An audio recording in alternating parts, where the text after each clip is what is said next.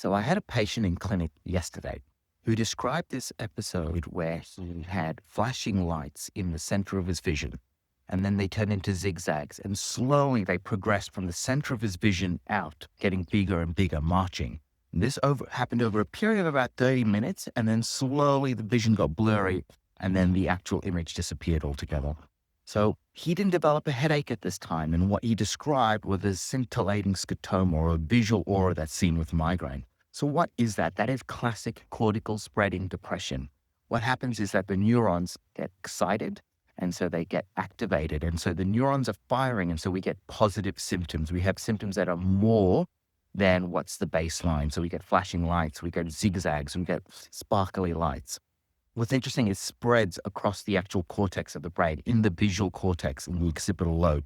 And so what we see is marching and spreading as the actual neuronal excitation continues on. After the neurons get excited, they get depolarized, and they have this period of prolonged refraction or refractory period.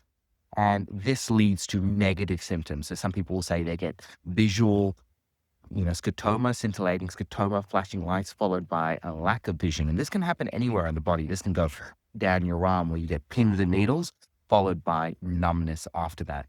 So what's fascinating about this syndrome is that this was actually described in the 1940s by a neurophysiologist who had his own scintillating scotomas, and he physically mapped it out. And he estimated that the neuronal spread across his own occipital lobe was occurring at 3 millimeters per minute.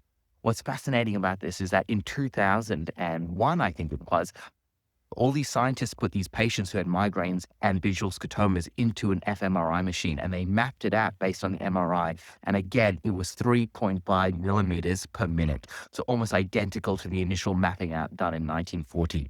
Absolutely phenomenal.